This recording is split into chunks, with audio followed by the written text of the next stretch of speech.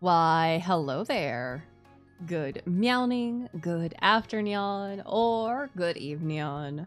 Whatever time it is for you. Thank you so much for stopping by, and welcome to tonight's stream. We have a very fun game to play tonight. We have a very special game to play tonight. A demo of a game called Lover's Enigma. Excuse me. I just recently ate dinner. Literally. But yes, this game is by Fallen Cranberry Studios. I have the link to the Steam page pinned on both YouTube and Twitch side. And in 5 days, they are going to be releasing or starting the Kickstarter for this game, which I already know I'm 100% gonna back it, let's be honest.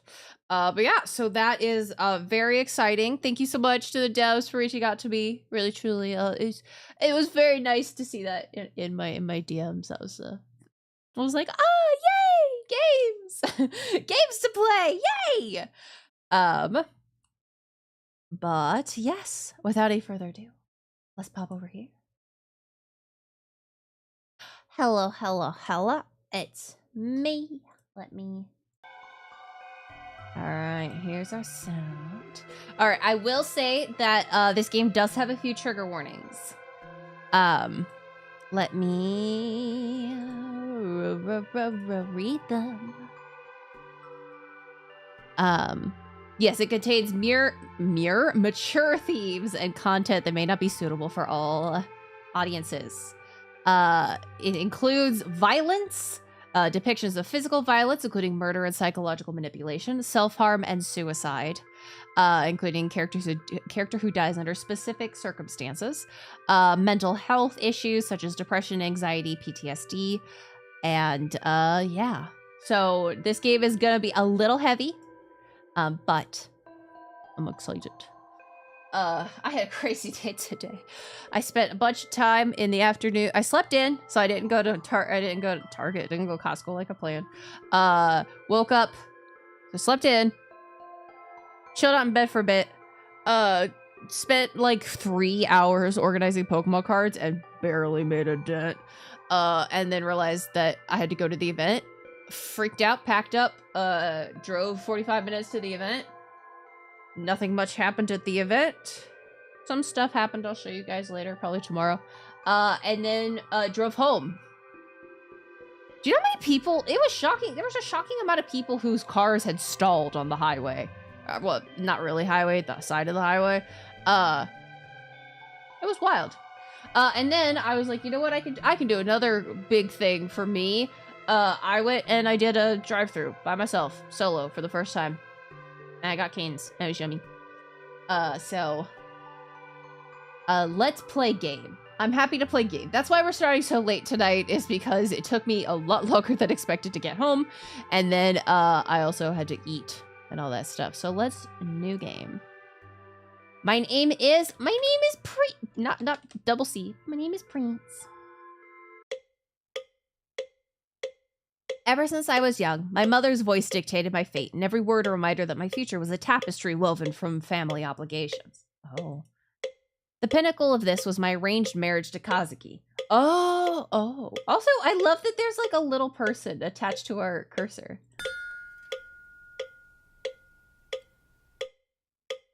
At least he's hot. I mean, for an arranged marriage, you can't really assume much of anything, but at least he's hot. A budding journalist my mother had met at a coffee shop. Wait, mom met him just out and about and was like, hey, you want to marry my kid? Okay, lucky for her, he was in his late 20s too and looking to settle down. Oh. Reluctance gnawed at me, but I accepted. More to quieten.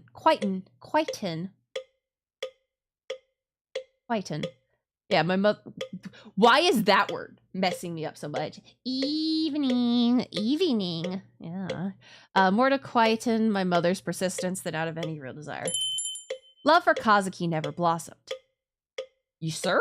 Because he's attractive. Yet his friendship became a comforting presence, his kindness a balm for my uncertain heart. Then, just weeks after our wedding, he died. We didn't even get to have a husband for a long time. Suicide, they said. Oh! But something about the way he died, the timing felt wrong. Terribly wrong. Yet, what can I do? I'm an actor in a play, stuck in a role I never chose. Every move and word feels scripted by someone else, and no matter how hard I try, I can't escape the part I'm supposed to play. It's been 40 minutes. All you hear is the relentless sound of your mother's voice. And static. Mom, I really don't think I'm ready for this. Oh, I hate this. I hate this. Please don't make me do this. Nonsense, dear. You're not getting any younger, and it's high time you moved on. It's... How long has it been? How long actually has it been? I want to be happy. Besides, Rosa seems like a nice young man. He's been asking about you.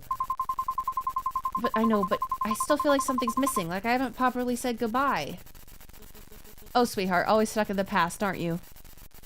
Wow, our mom sucks.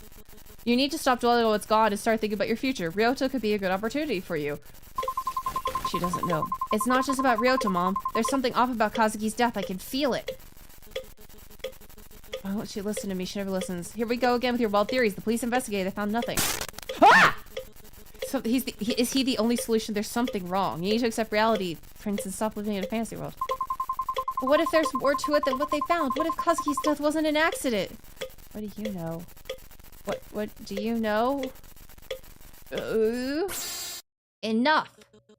I won't entertain your delusions anymore. You need to focus on being a proper wife and daughter, not chasing ghosts. Wow. Bitch! Yes, Mom. That was loud. Bitch. Good. Now I'll talk to you later. And remember, keep yourself together. We can't have any more embarrassing incidents like last time.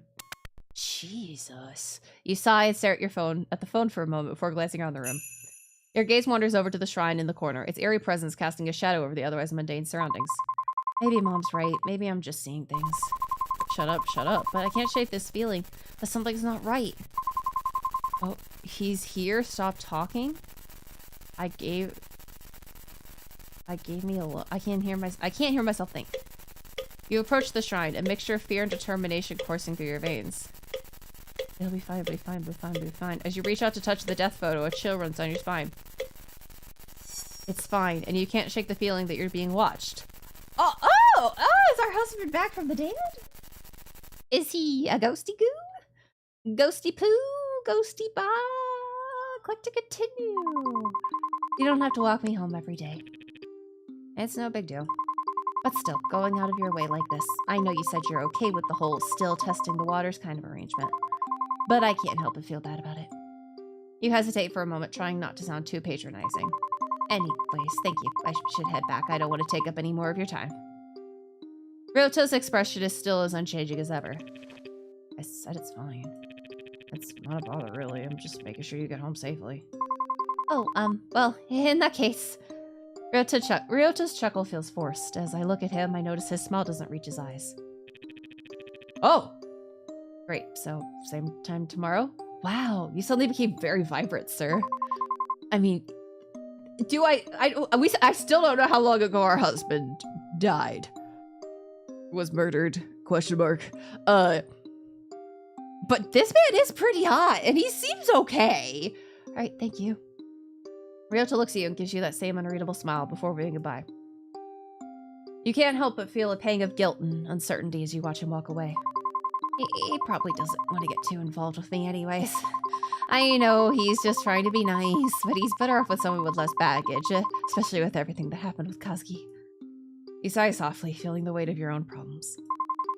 Maybe I should talk to Mom about easing up on her matchmaking. The free roaming section of the game begins now. Ooh, you could explore the town from 8 p.m. to 11 p.m.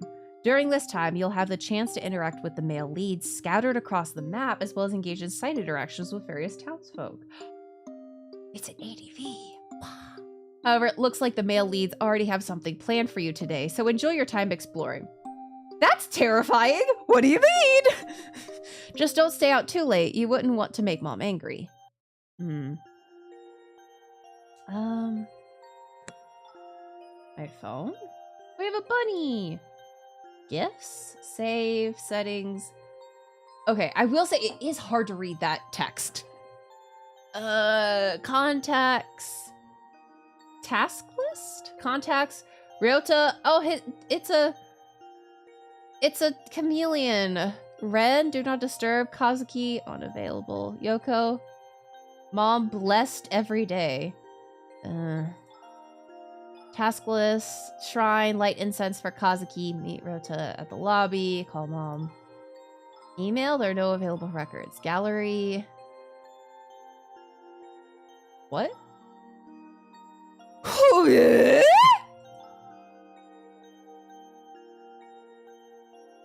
I don't think I was supposed to click on that.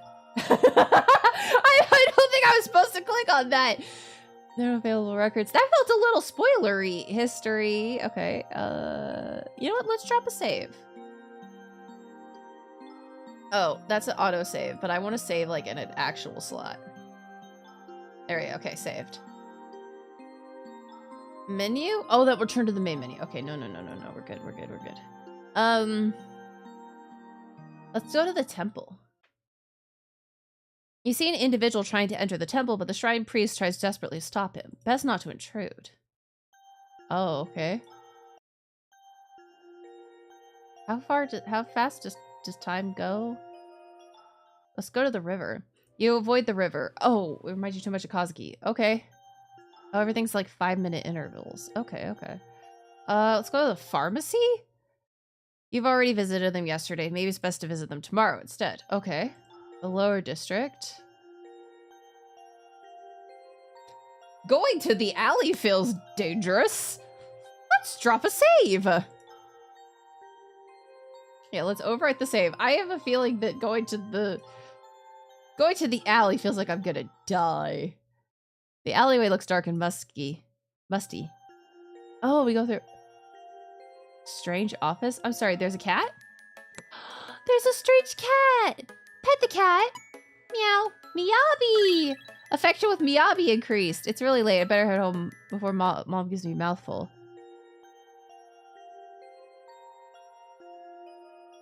Strange office. We could just check that out. This place seems shady. And there's faint music playing from beyond the door. It's really late. Better home. Yeah.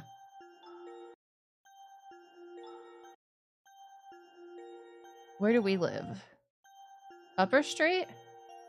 Okay. Apartments? You walk down the corridor to your apartment. There we go. As you pass by your neighbor's unit, you hear a loud thud coming from the room inside, the skull of footsteps shortly after. The door clicks open and you see a familiar yet sporadic silhouette pop out from behind the door. You. Oh, you, Before you can say anything else, he cuts you off. Can you stop leaving your trash outside when you leave the house during the day? You're always so noisy. Oh. I know you have nothing better to do. But what? Some people have things to do, you know. He gives you that stupid look on his face, reminiscent of a certain 2008 anime. Soul Eater? You want to yell at him, call him stupid, naggy, but you're an adult, and even though he's short and rude, even though he's short and rude, he should be able to reason like one too. I'm sorry, I'll try not to be too loud next time. You expect him to continue berating you, but his expression softens. Seems as though he too was expecting some kind of sort of resistance from you. Yeah, you better. Hello, sir. Ren looks at you for a moment, a hint of defensiveness in his gaze, before reluctantly nodding his head and closing the door behind him. What a strange guy. I barely see him, and when I do, he lectures me. Whatever, can't let some weirdo ruin my day. You know what? That's the spirit, Prince. Ruin your own day. Alright, go home. You finally enter your apartment. A groan escapes from your lips as you're finally able to kick off your shoes and collapse exhausted onto the couch. Oh, shut up. Why do I always have to deal with weirdos after a long day at work? Shut up, shut up. Shut up. I'll hurt you. Shut up. Stupid, shut up, stop talking. Speaking of work, I can't deal with it anymore. There's so much going on. You're no better? Don't want your pity? Everyone looks at me with that same pitiful yet annoyed expression. They gossip about me behind my back, yet even every time they see me, they offer some unnecessary advice. Oh, you're... Bitch. It'll be so much easier if they just told me straight to my face. Yeah, if they just sneezed in my face, it'd be easier. Blessings. Sorry about that. That hit me. That, like, ran up on me. I was not expecting to sneeze there. They told me straight to my face that I'm weak. Ha! A burden. And Ryota, he's definitely not happy about this arrangement. A curse. And Kazuki's death.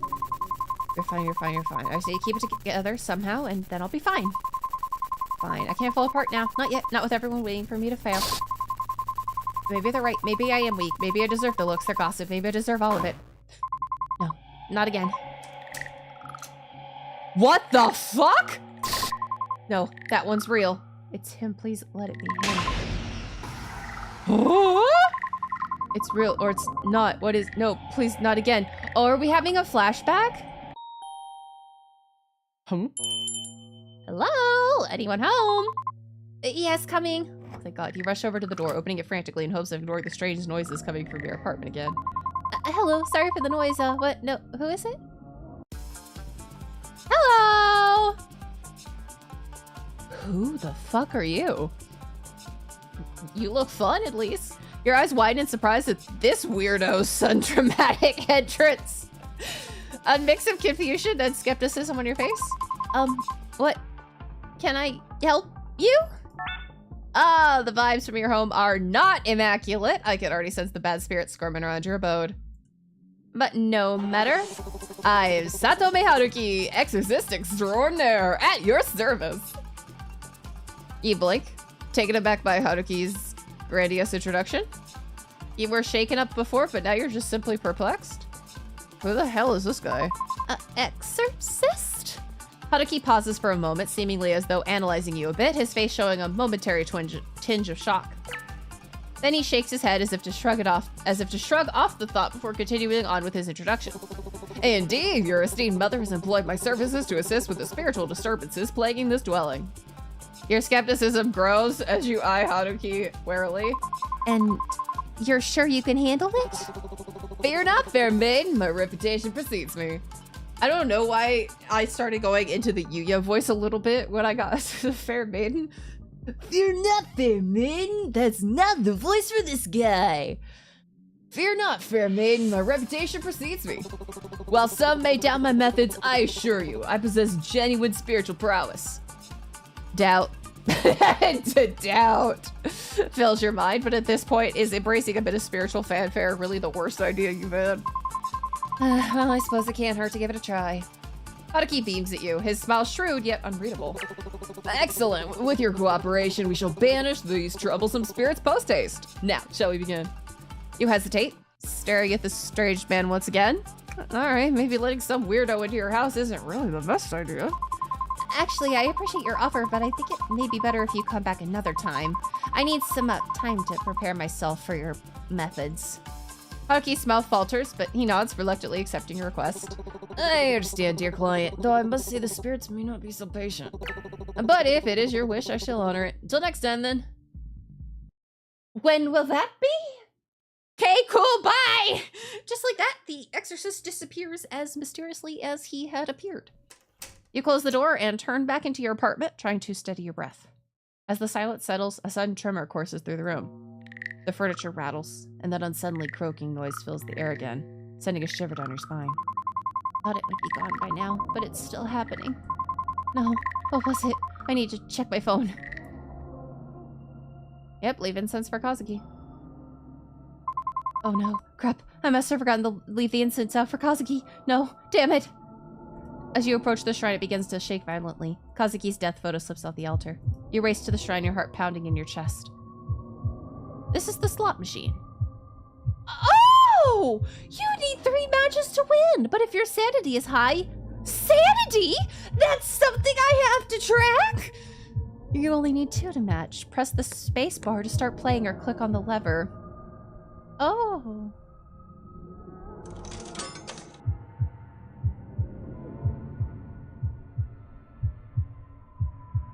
Huh? Oh, I misunderstood.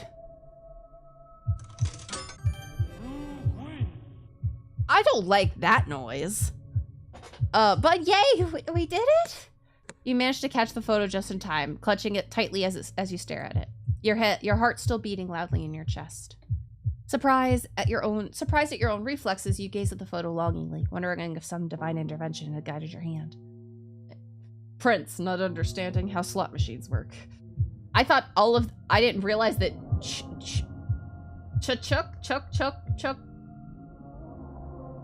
Pulling the lever. That's the words I was looking for. I realized pulling the lever stopped the leftmost one, and then the middle, and then the right, but that's okay. You take a deep breath, trying to collect your own thoughts. Your scattered thoughts. With trembling hands, you carefully place the photo back on the mantle. Stepping back, you let your eyes linger on the image, your heart heavy with a mix of confusion and longing. The room feels eerily quiet, the silence amplifying the turmoil in your mind. The incense?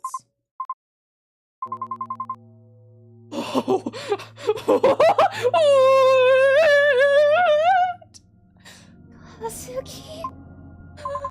Shit. I'm losing it again. That's not good. I need to calm down.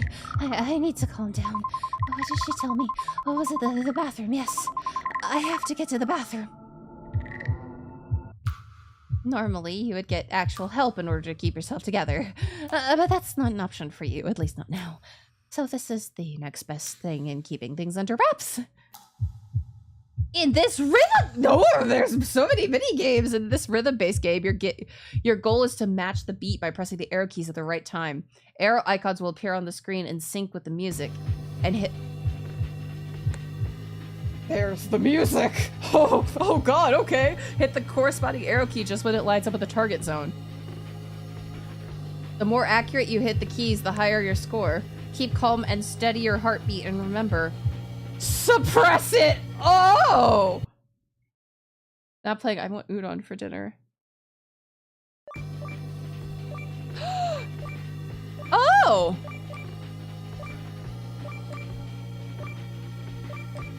There were eyeballs!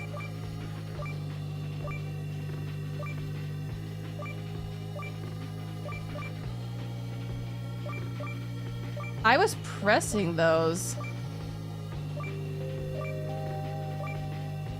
I was pressing those.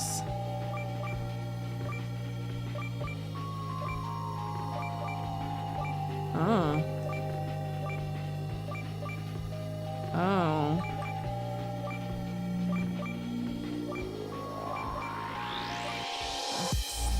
Wow. Oh, you know what? If this is the song that plays when I want udon, yeah.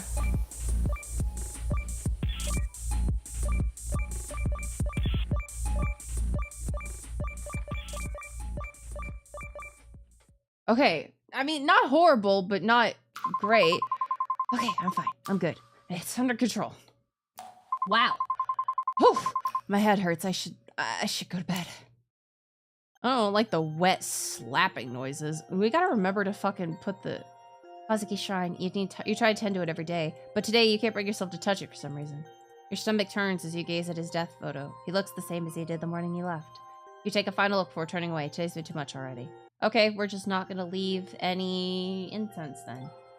Okay.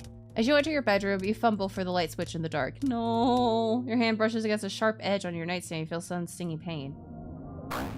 You pull your hand back quickly, but it's too late. A small, deep cut. Because deep? How sharp is our dresser? It's to bleed. Shit. You grab a nearby towel and wrap it around your hand, pressing deep into the cut, trying to stop the bleeding. What the fuck? Your vision blurs a little as you wince from the pain, but you swear you see a weird symbol form amidst the blood splatter. Boyfriends, husbands, exorcists, even the stupid apartment.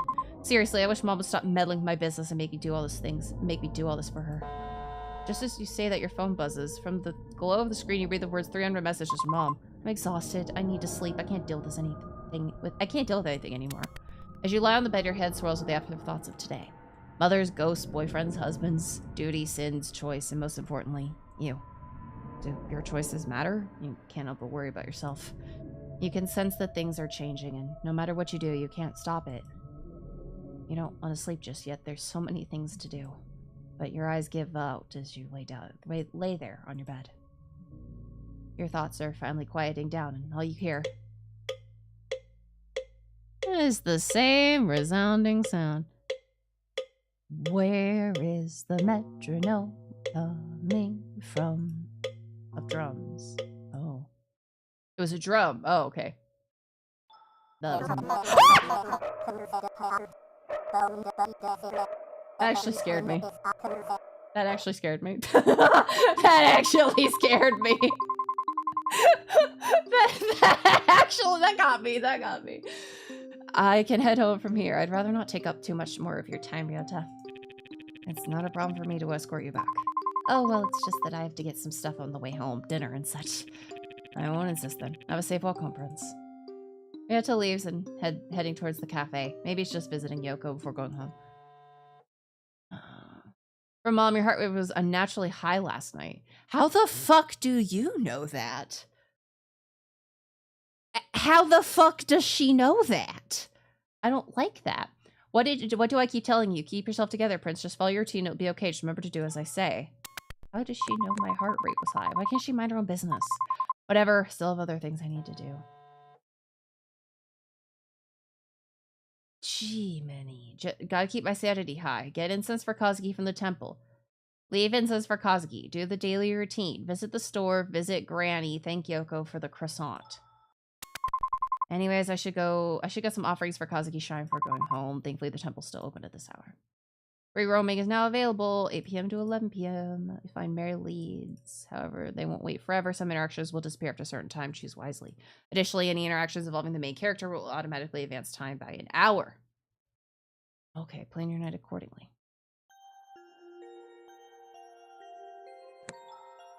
Interesting. Where to save?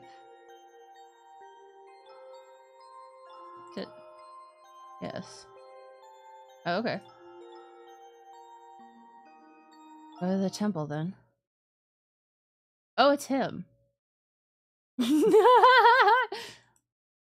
As you approach the temple, you see Haruki being hastily escorted out by an irate monk. Seriously, stop handing out your business cards to people trying to pray. This is a holy ground, not a business conference. I Phantom! Haruki, unperturbed by the monk's anger, tries to defend himself as he's pushed to the exit. Whoa, you boy on the ground for that bread, you get me? I'm an actual exorcist, I'm here to help. That's enough, we've had it with your antics. Leave before I call the police again. Yay! Jeez, I'm doing what's called marketing, alright? People need my help and I'm not gonna stop spreading the word. I guess I'll just watch. As you stand by observing the scene, Haruki catches sight of you and grins cheerfully. Ah, witness to my magnificence. You must vouch for me, dear client. This common man cannot perceive the ultimate force of my spiritual power. But he's a monk who's had years of spiritual training. And I've taken a 30-day masterclass in exorcisms. I'm sorry, you got... What? Well, clearly, we're both qualified. Sure. Are you comparing years of dedicated training and discipline to your online workshop? Hey, every legend starts somewhere. Plus, I have a certificate and everything. Is it one of those online certificates that you print out yourself? It's legit, okay? Just because I took a modern approach doesn't mean I'm not effective. Why am I even arguing with you? Modern approach or not, this is sacred ground and it deserves respect. I respect it, I just think there's room for both ancient wisdom and new techniques. I'm here to help people in my own very effective and very real way. Why am I even bothering with this? Just get out. Hey, I thought monks are supposed to be all about compassion and understanding. And come on, if I don't hustle and promote myself, who will? It's part of my charm. This is a place of tranquility, not a stage for your antics. I'm gonna call the police if you don't leave. Alright, I'll dial it back. But you have to admit a bit of charisma can liven up even the most sacred space. The monk sighs and you swear he might just break his vow of non-violence, but he just ushers Haruki out of the temple grounds with an exasperated wave. Wow. Outside, Haruki waves you over with a cheeky grin. Well, that was something. You gotta admit I really know how to stir things up. Yeah, you definitely make an impression. But maybe next time try not to get kicked out. Deal, but hey, it's all part of the adventure, right? Anyway, dear client, what brings you to the sacred ground? Surely you didn't come just to witness my flair. Okay. I hated my stuff for Kazuki. What a kind-hearted wife, how commendable. Though I must add a little note, simply bringing gifts might not suffice to appease all spirits, especially those of the rather malevolent kind. Kazuki's not an evil spirit. I see. Forgive my choice of words, dear client. The world of spirits is vast enough and misunderstood, even benign spirits can have their own complexities and dangers. It's just that he's a little different. His ghost, if you will, has a different aura to it. He's a ghost! Whatever is haunting your house, it is not a simple spirit. It's something that's been festering for years even. You're only saying that to sell me more of your services, aren't you? You have little faith. Well, I would love to show you more of my abilities, Prince. This time I'm being quite serious. Whatever's going on in your home is quite unique. As much as I enjoy the eccentricities of the unknown, your house guest is not something to be taken lightly. Thank you for the concern. I didn't think you'd be so accepting of my deductions. I love his fucking little emojis. his little smiley faces in his text is so funny. Are you finally going to trust me in my spiritual prowess? Don't push it. But at least you know that I do genuinely care. That's good enough for me. Anyways, I would love to stay and chat, but due to calls, remember to contact me if anything happens. I'll be off. With a dramatic flourish of his coat, Haruki turns and walks down the temple steps, disappearing into the bustling streets. You watch him go, a mix of amusement and reassurance setting in. Despite his eccentricities, Haruki's presence feels undeniably comforting. Right, I had better go get Kazuki's incense while I'm here. Uh-oh. Oh, okay.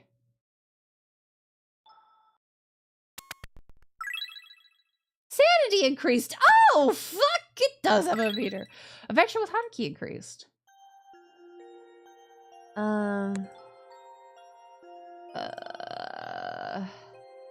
Thank Yoko for the croissant at the cafe and visit Granny. Upper Street, the cafe. We're gonna go thank Yoko. The cafe's closed. I should head home. Oh, so is the sweet shop?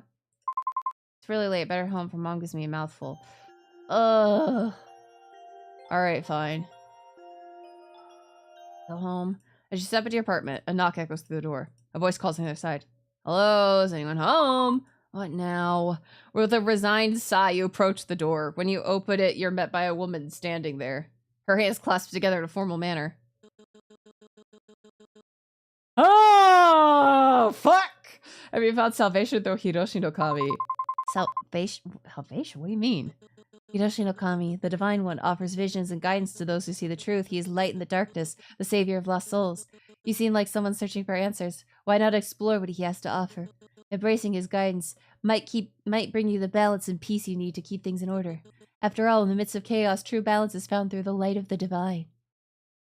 No, thank you. No thanks, I don't really want to. You try to close the door, but the cult member wedges her hand into the gap. I understand your reluctance, but Hiroshi no Kami's light is too important to ignore. This path offers salvation and purpose, and turning away now means missing out on profound truth. Please reconsider. Our door is always open, but the time to accept his guidance is low. Motherfucker. Okay,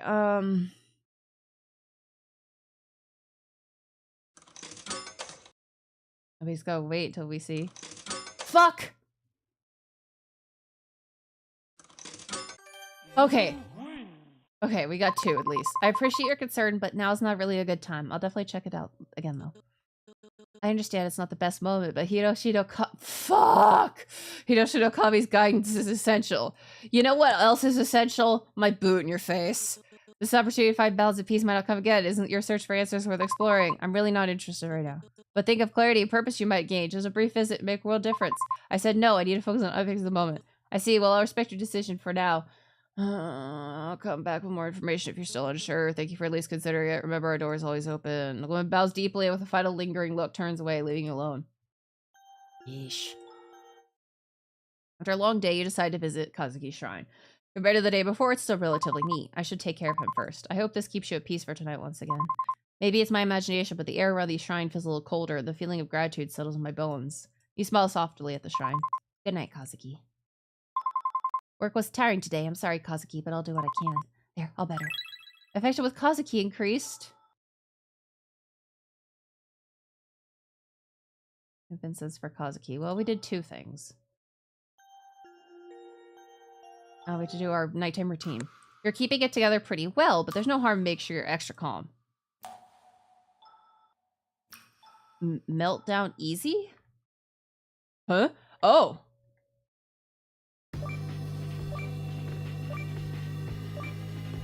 I don't like the eyes. Just gonna be 100% honest. The eyes are freaky. They really freak me out. Okay, I also don't understand why sometimes my button presses are not registered. I don't know if am I not pressing down hard enough?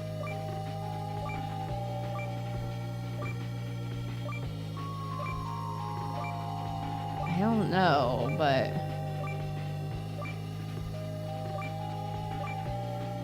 I felt like I was. I mean, the music is fucking bitchin'. Like, it's great.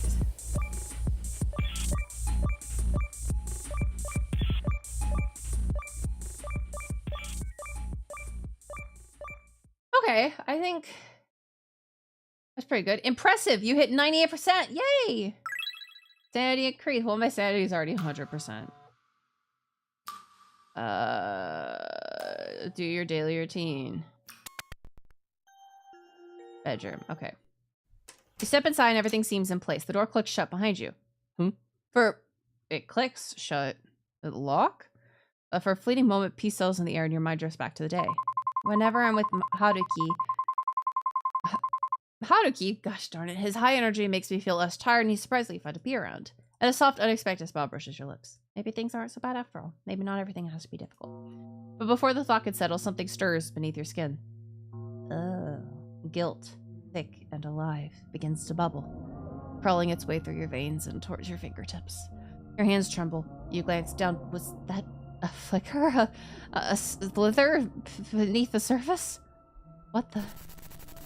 Oh, you're no better than your mother. You're really enjoying life, huh? You're fake. How can you enjoy life when Kazuki's killer's still out there? He made a mistake trusting you. You let him down, you're a liar. You don't actually believe he committed suicide. Do you? Do you? Oh, you're not doing enough. The accusation lingers, sticking its claws in. Your fingers find your nails and you begin to pick, anxiety bubbling up, choking your thoughts. No. You're already working on finding his killer, aren't you? Yet the doubt coils tighter. Are you making any progress? It whispers, persistent. Who gave you the right to smile, to feel any joy, when Kazuki is nothing more than ashes now? Your nails dig into your flesh, tearing at the guilt festering just beneath the surface. You claw at your skin, frantic, as if somehow you could escape the guilt, as if those phantom insects crawling beneath the surface will stop moving, will stop whispering. The scar in your hand throbs, sharp, biting, and suddenly the wound opens again. Fresh blood dripping down your wrist. Her head pounds, a drumbeat of dread. A knock echoes from the door, soft but familiar. The colds again? Panic seizes you and you run to the bathroom, desperate to escape, to wash away the dread crawling up your spine. You splash cold water on your face, but as you glance in the mirror, something flickers behind you. A shadow, a presence. Oh! Your stomach twists violently, bile rises, and you hurl the day's lunch into the sink. Then, without warning, the lights snap off. Oh! Darkness engulfs the room, thick and suffocating. The only sound is the low, menacing hum of the ventilator and the running water, filling the void. The ventilator? Why do we have a ventilator in our house? And then... Oh! Footsteps! Thumping, scuttling. Someone is outside the bathroom door. Prince. A voice calls out to you. Mom? No, it can't be. She's far away, too far to be here. You shake the thought away, but the thumping grows louder, and cold dread seeps into your bones. The wound on your hand bleeds, more pain shooting up your spine. Arm, incorrect words. Kazuki. You whisper a prayer, barely audible. I'm sorry, please, I'll find your killer, I swear. Your phone buzzes in the dark, cutting through the tension. A notification flashes. It's from your mom. Remember to call if you need help. Your heart clenches, a bitter laugh slipping from your lips. Yeah? Fuck that, I'm not calling that bitch! But then a colder thought cuts through the fear. Who are you calling?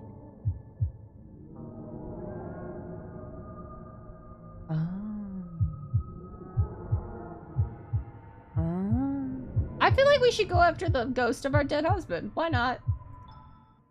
You walk towards Kazuki's shrine cautiously. Everything feels off, but it's almost like the feeling's radiating from here. The mess is almost artistic in a way, surrounding Kazuki's shrine in a way that leads me towards it. It always helped with the cleaning when things were messy before. You take a seat in front of his shrine, leaning your head against the table it sat upon. Kazuki, if this is really your doing, you give me a sign? Are you mad at me? Did I do something wrong? What am I doing? I won't get a response from you this way. You stand back up, grabbing some papers and a pen from the messy table. Kazuki, please. Please give me a sign. Anything at all. You neatly fold it and place it in the middle of the shrine. I still miss Kazuki. I'll get to the bottom of things, I promise. Tick. Tick. Tick. You sigh before spending the rest of the night tidying up the apartment again. When you check on the note later, it remains unchanged. Tick. Tick. Tick.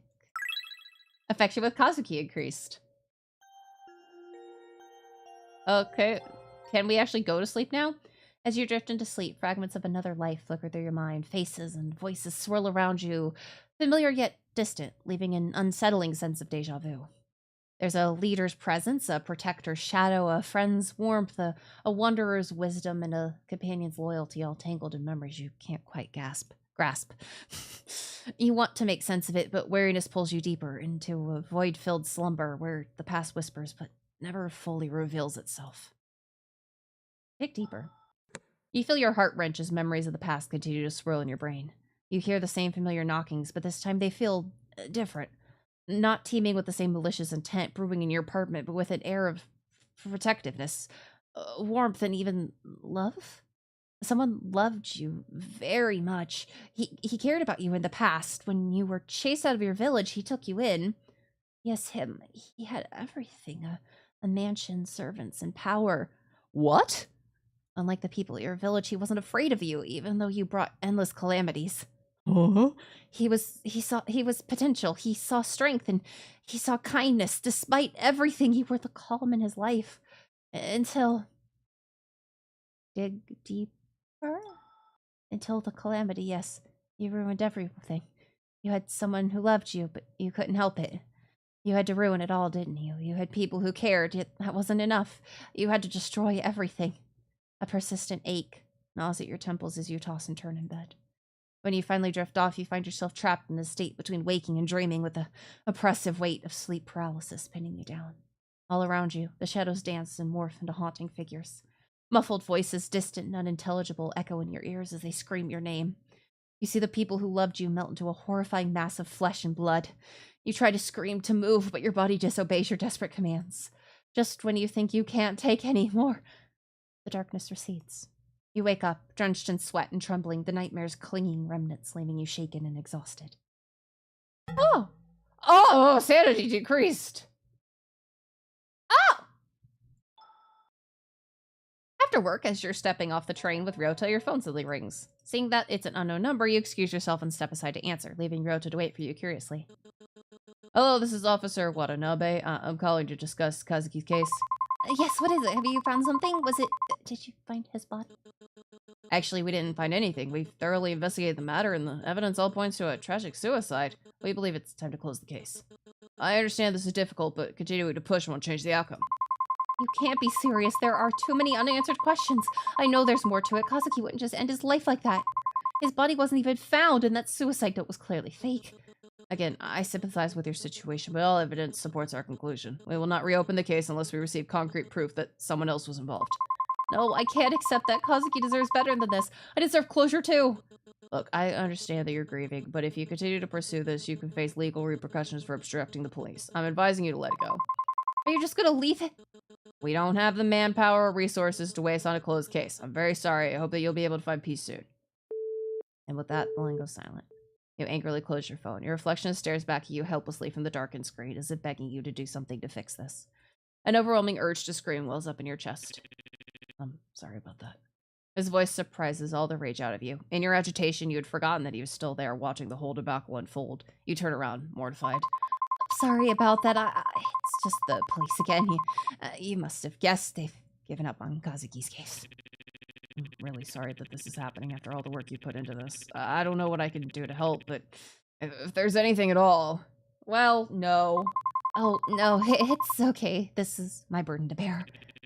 I can share it with you if you'd let me. Even so, it's not good to fret over the past. Your mother's right about that. No. Ugh, not her again. I know you really look up to her, but she's not exactly the best person to listen to. Especially with how stubborn she is about her ideals. The way she believes how anything can be overcome if you just put your mind to it. But sometimes hard work just isn't enough. I know how headstrong your mother can be, but that mindset did help me and Yoko out of everything. You vaguely recall how your mom was there for Ryota and Yoko back in school. She helped them to escape their abusive home, always listening and supporting them as their teacher. It's a memory that sticks with you, especially when you think about how different things were for you. Wait, she wants me to marry him and she helped him out of an abuse. Okay, that's weird, Mom. She means well and she cares about you. Yeah, that doesn't change the fact that she's being a bitch. Does she now? The words come out tense and bitter. You can't help but feel angry at your mom for pressuring you even her absence at Ryota, even though he doesn't know any better, not yourself. Ryota senses the change in tension and clears his throat. Today's been a long day. Should we grab some food before I take you home? Yoko's been going on about this new pastry at the cafe. We could give it a try. You hesitate, unsure of whether to accept his offer. On one hand, you're annoyed at his blind admiration of your mom, but on the other hand, you know he's not doing it on purpose. That makes it worse, almost. You know what? Fine, we'll accept the answer. I thought, yeah. All right, I'm a bit hungry. Let's go. Ryota smiles warmly at you, his concern momentarily fading. All right, let's go. Affection with Ryota increased. Oh, Ame-chan, are you here to see me? Huh? Oh, and you're here too, I guess. Are you 12? You're always so sensitive, Ryo. Oh, anyways, how can I help you guys? Hello, hello. I'm here for a bite. Oh, playing it cool, huh? Anyway, we just got some new pastries that are to die for. What will it be?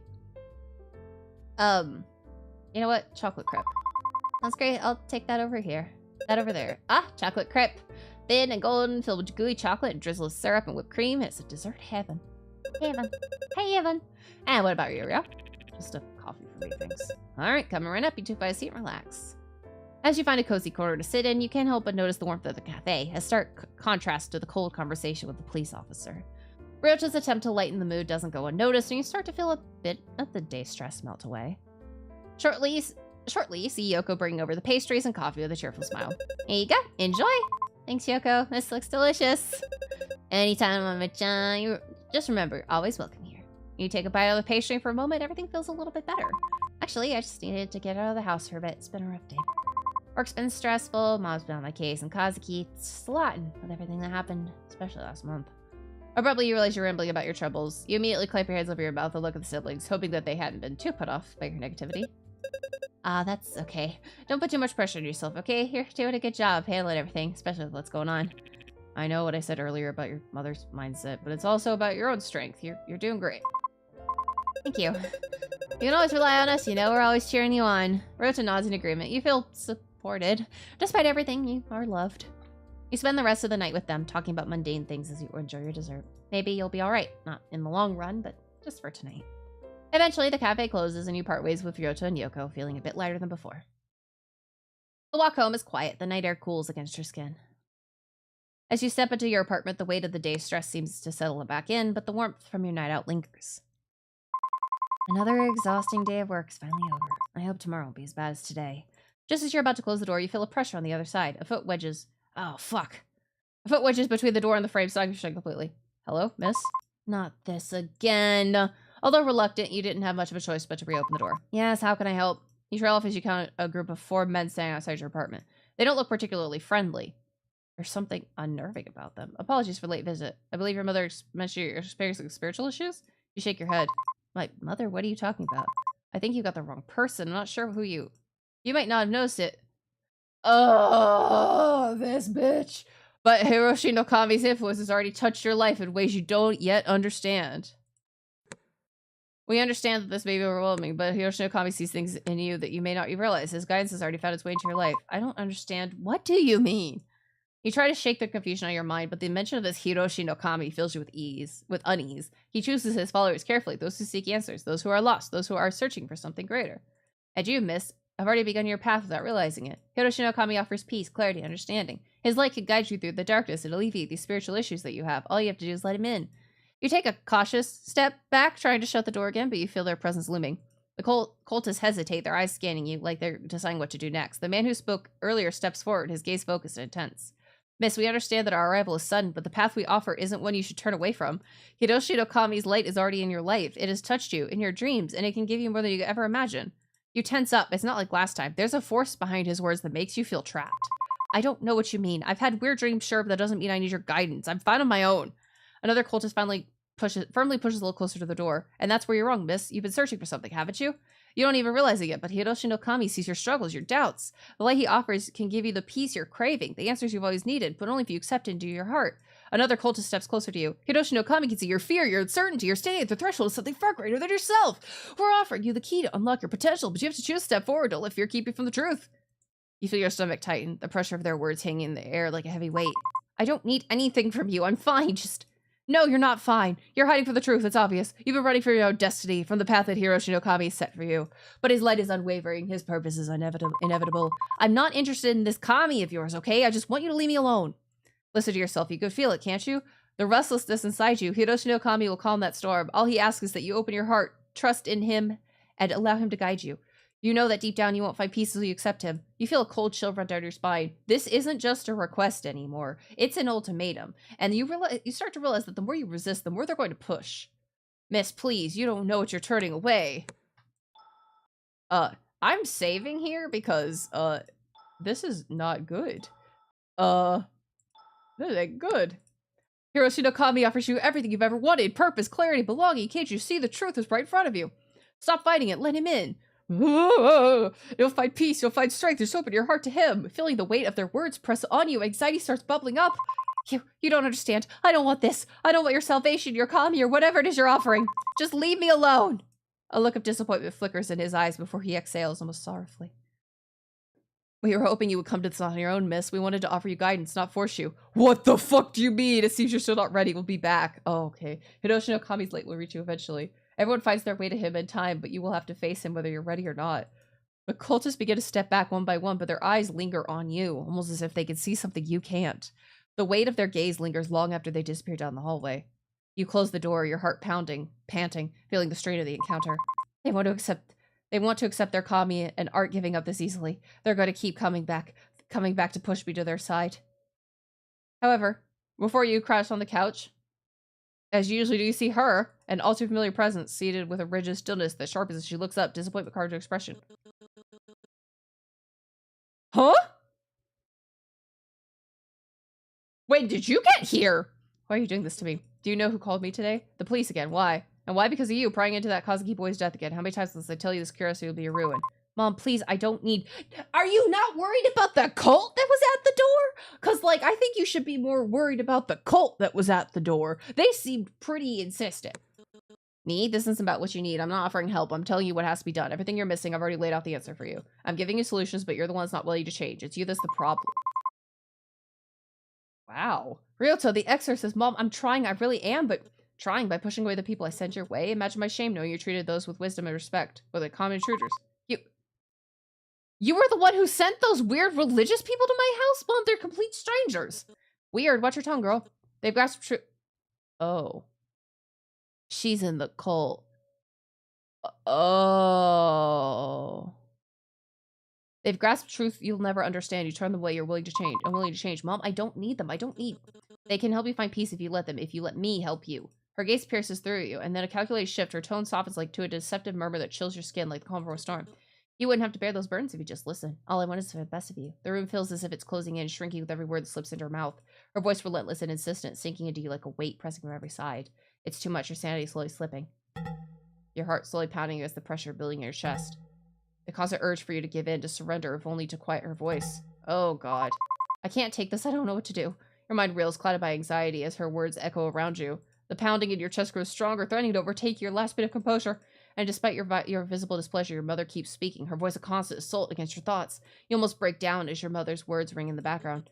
There you go again. Are you going to say something or just sit there? She waits, her gaze piercing, expecting you to respond. What are you trying to pull? Don't just stare blankly at me. Her face hardens, her gaze latching onto you, expectant, demanding more. Your grip falters, nearly slipping entirely when suddenly a voice, soft and unfamiliar, echoes in your mind, cutting through the clamor. You don't have to do this alone. Your eyes gaze over to the phone in your hand. You don't have to deal with her ramblings alone. Yes, you can always get help. I'll have to call someone, but Ryota's nowhere nearby, and Haruki, who knows where he is right now. Ren could be an option, but he's hardly the type to calm things down. Our bitchy neighbor? Why would you call our bitchy neighbor? No one's going to get here right away, then I'll have to keep her distracted until they do, but who should I call? Auto key. Oh, God. Oh, fuck. I have to do a rhythm game to call?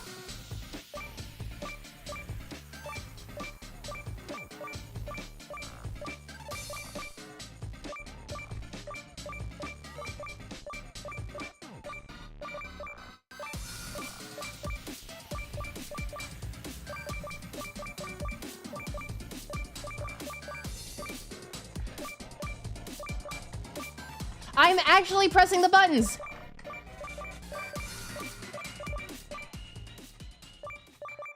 I was pressing the buttons. After several more rounds of her scathing words, you feel your resolve wavering. A suffocating silence following each of her accusations. Some of those inputs are not being correctly captured, I feel. Which is currently my only critique. Yeah. Urging you to respond. Appease her, anything to relieve the tension bounding the room. You feel him hovers over your contacts, finally letting out a familiar name. Haruki. Should you really call him? You're not sure what he could do, but if your mother believes in him enough to hire him, it's worth a shot. You quickly type out a message and hit send, your heart racing as you wait for a response. Haruki, I really need you to come over. It's my mother, and I can't seem to get through to her. Maybe you can help? Just as you're about to sit your phone down, your mother's sharp voice slices the air. I'm speaking to you and you're using your phone in front of me. How dare you? You hesitate, contemplating frustration and a desire to keep the peace, but the bitterness slips out before you could think better of it. I'm texting the exorcist you hired. Perhaps he could do something about all the religious nonsense you're always spouting. Yeah. Her expression shifts, disbelief morphing into indignation as her eyebrow twitches. You're bringing him up now? This isn't about him. This is about you and your unwillingness to accept the solutions I provided. You take a deep breath, the rising tide of anger in her voice only fueling resolve. Well, I am. I'm utilizing one of them. You provided the solution, after all. Her face reddens as her frustration mounts, her voice a mix of anger and exasperation. Don't get mouthy with me. This isn't about him or your so-called supernatural problems. You take a deep breath, trying to maintain your composure as you lock eyes with her. Mom, please, just hear him out. He might have some insight that could actually help us. You hired him for a reason. Let him do his job. You. Fine. You want to drag an outsider into this? So be it, but don't think for a second that this absolves you of your responsibilities. You feel a moment of relief wash over you. All right. The ad started. This game is wild. It really does an amazing job of setting. I have felt on edge the entire time playing this game. This is crazy.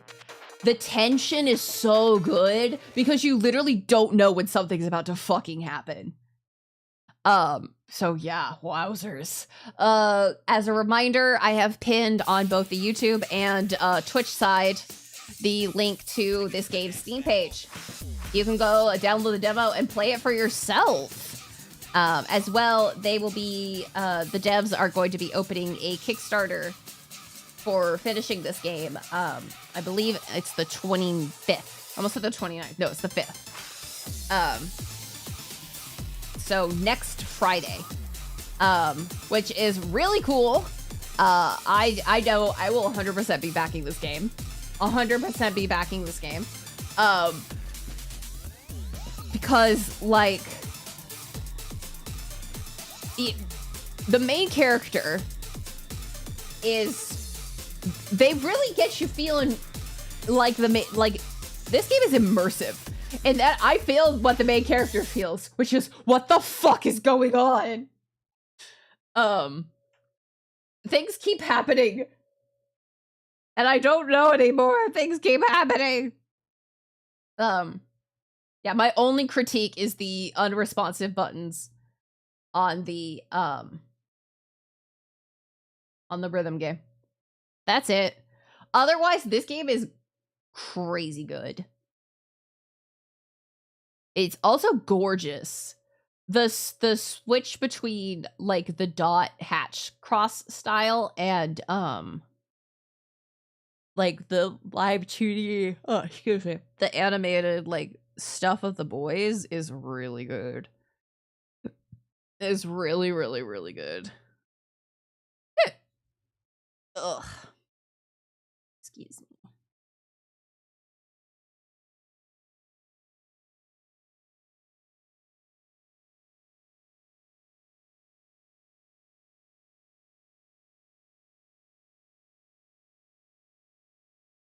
Ugh. There's a lot of really, really cool stuff in this game, and I'm a happy camper.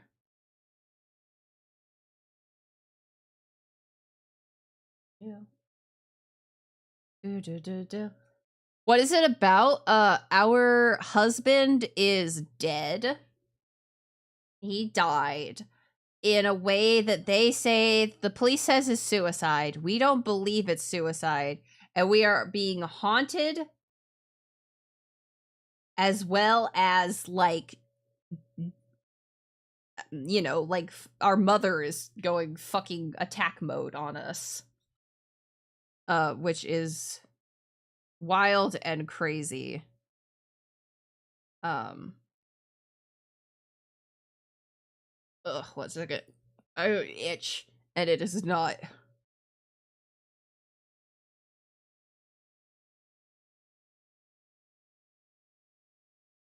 I had itch, and then it turned into, my throat was like, water peas? I'm like, okay. Water, we can do water. Alrighty. You feel a moment of relief wash over you, but is quickly overshadowed by the rising tension in the room. You return your attention to your phone just as Haruki's cheerful text appears. Absolutely, dear client, I'll bring my expertise to the rescue. Even if my interpersonal skills are about as polished as a rusty doorknob.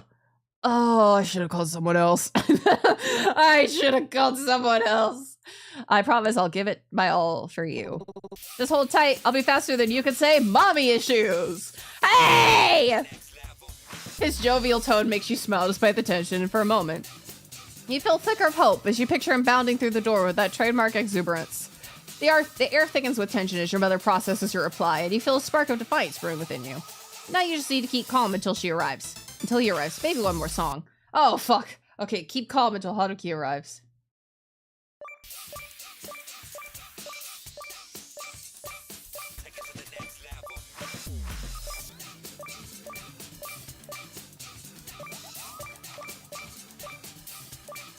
I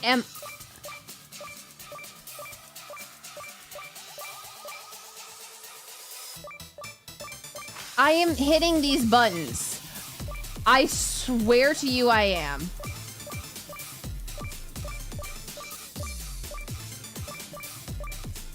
Maybe I'm not close enough to the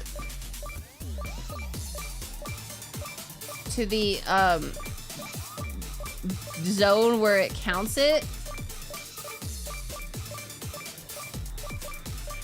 But like, I was pressing all of those. 92%. Sanity increased. You managed to calm yourself down, your heartbeat finally steadying. Your mom's words. Did we just like say, hold on, mother? Rhythm game. Your mom's words still rattle you, but you remain calm enough to hold your tongue. Each minute stretches, her harsh words chipping away at the last remnants of your patience. Just when you begin to doubt he'll show up, there's a knock at the door. Ta-da! The doorknob rattles seem... Yeah, the doorknob rattles seem to be rattling you, but I can't open this. Hold on. The doorknob slowly turns. Ta-da! It's me, Haruki! Ah, my apologies. I thought I'd glide right in. Seems the door has outsmarted me.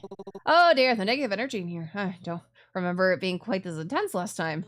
You, finally. I heard you based on the recommendation of someone I hold in high regard, but your lack of results is starting to make me question your competence. Look at my daughter. She's as disobedient, as stubborn, and as hysterical as the day I first brought you here. Aren't you supposed to? Before she can launch into a full tirade. Haruki raises a finger close to his lips, shaking his head with a slight knowing smile. His eyes are firm. Hold it together. To your surprise, she pauses, taken aback. She presses her lips together, clearly not used to being interrupted so directly. With respect, ma'am, your daughter isn't the problem here. And even if she were, my qualifications don't exactly include a psychology degree. But I do happen to be well versed in all things spiritual, which is exactly why you hired me. He straightens, his voice calm yet commanding. As I see it, there's a flow of negative energy re-entering the space. I applied a spiritual bandage of sorts, but you know, even the best bandage is only as strong as the adhesive it's given. Just get to the point already. What I mean is this. Negative energy is a way of seeping back in. I can perform as many rituals as you like, but without support from the host, what I do won't have a lasting impact. Are you saying I'm not supporting my own daughter enough? That this is my doing? Oh, fuck.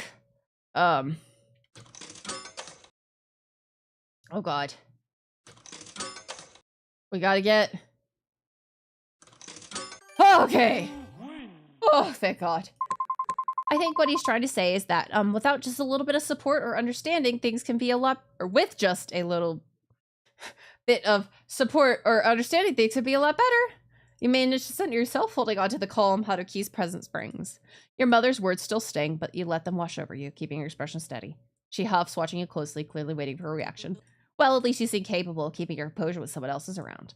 Haruki picks up on the shift, flashing you an encouraging smile. Exactly! Calm in the face of adversity. Nothing shows in her strength better than that.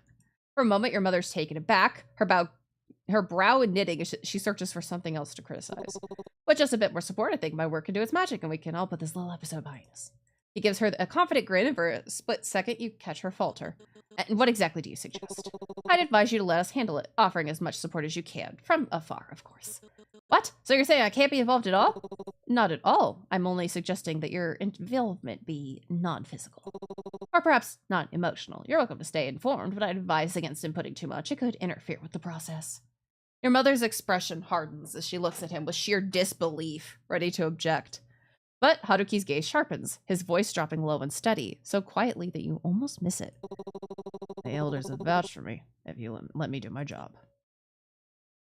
Oh no, is he in the cult too? Oh no, the elders of what? Oh God, everyone's in this cult.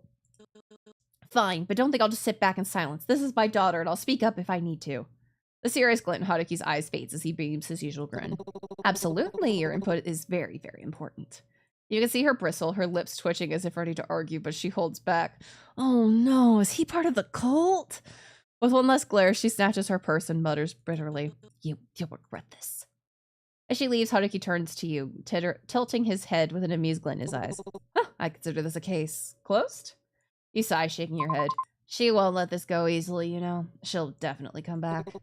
I think I gave her enough to consider. She'll probably hold back at least a little. About that, what was that talk of elders? Don't tell me you're part of some sort of religious sect, too.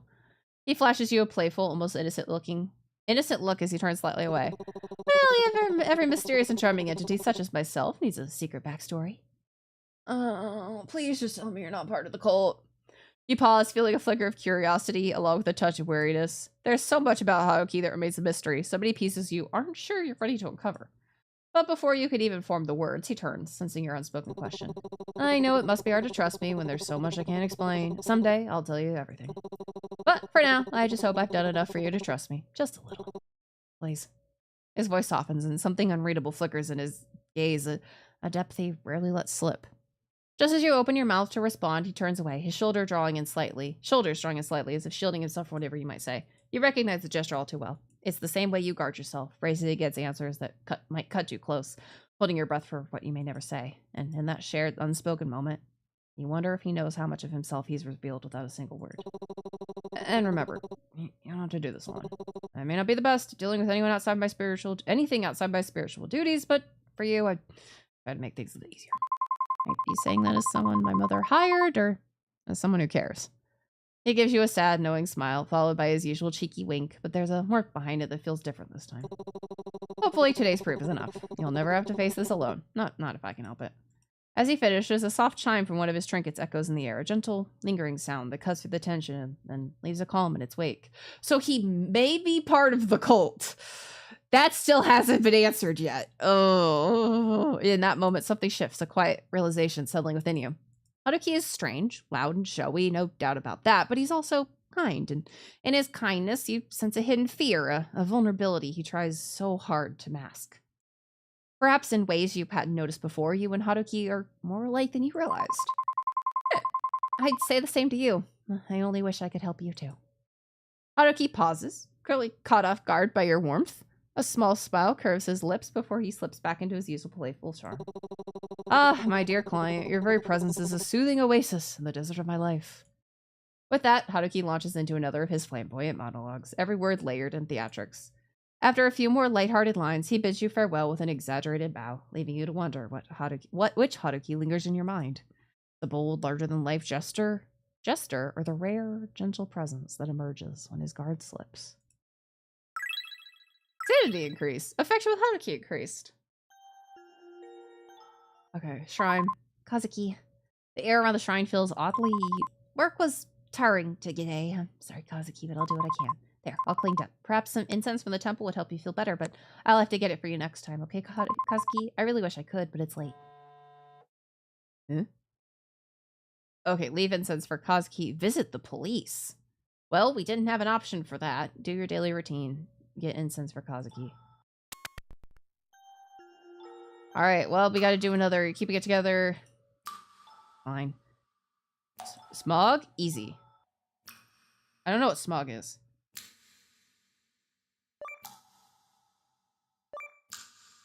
Is it just water noises?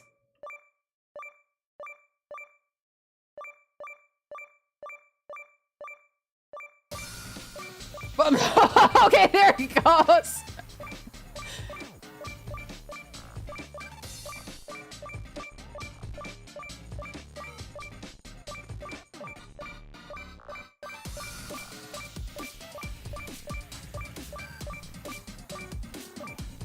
Oh, okay.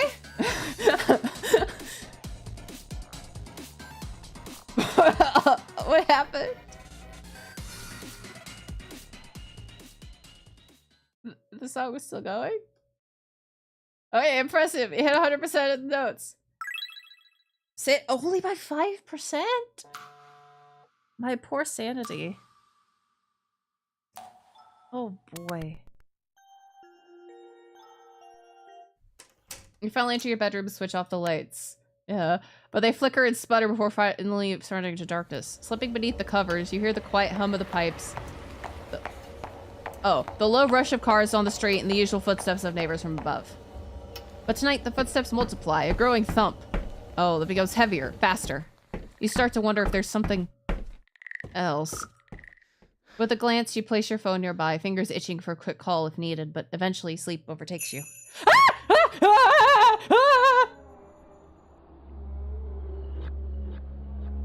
I don't like that.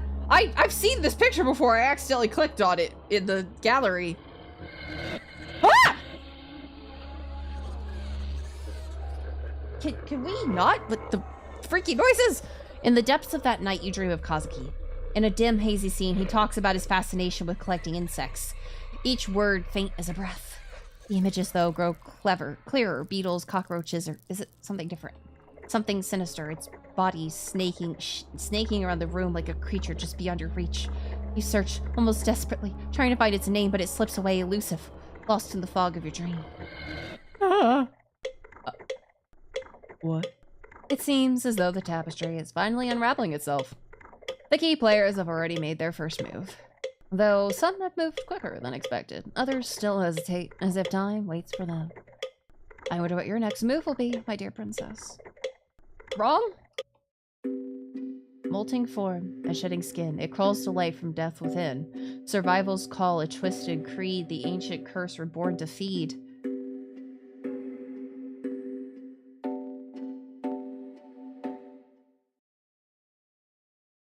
Oh, okay. For some reason, I expected the demo to stop, but it continues.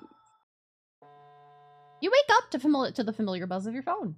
A few messages from your mom light up the screen, the first one featuring a painfully outdated gif of balloons and glitter text. Happy birthday, Prince. I'll be dropping off a cake later. Make sure you finish it by tonight or it'll go stale. What? When did you buy this cake if it'll go stale in a day? Ah, yes, a classic from your mother. Equal parts affection and command. It almost slipped your mind. It's your birthday today. You're turning... The number seems to glitch in your mind, like a censored secret the universe refuses to acknowledge. Or maybe you're just repressing it. Maybe this year your birthday wish will actually come true. Maybe your mom will finally listen to you, hear you out, let you breathe without the constant pressure of her expectations. Maybe today will actually be a good birthday. Just kidding. You already know how it's going to end. Oh well, no point in dwelling on it now. You'll deal with all that after work. Hey Prince, happy birthday. You're getting pretty old, huh? Yeah. Whoa, I heard from Tanaka-san that it's your birthday. It must suck having to spend it at work, huh? Well, that's just life. I don't know how much more ha-has I have left in me. By mid-afternoon, it's clear that today is just another work-filled birthday. The highlight of the day, a hefty stack of monthly reports unceremoniously dropped onto your desk by your boss. A truly unforgettable birthday gift. As you sift through the reports, a familiar voice calls out from behind you. Happy birthday. Ah, thank you. You glance over your shoulder, offering a polite smile. You've said that quite a few times today. Oh, I didn't realize it was you, Ryota. Maybe I should have made my birthday wishes a bit more memorable. Don't worry about it. Honestly, I think I've heard enough birthday wishes to last me until next year. Hopefully you're not too worn out to actually celebrate it, though. Boss asked me to stick around and finish some reports, but if you're still up for a birthday dinner, I'll be at the station around 8 p.m. Before you can respond, a voice cuts through the air from the other side of the office. Hey, can someone help me with this? Ryota straightens up, already turning towards the sound. I've got to go. Good luck with your work. And, happy birthday, Prince. You go about your day as usual, the hours slipping by until it's finally time to head home. Stepping off the train platform, you pause for a moment, a thought lingering in your mind. How should you spend your birthday today? Incense, leave incense. Meet Ryota after work.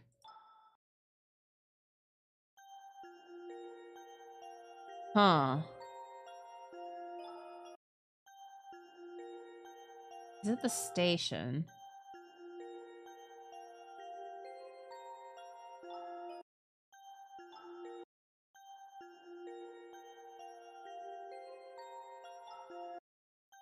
Hold on. I'm gonna drop a save real quick.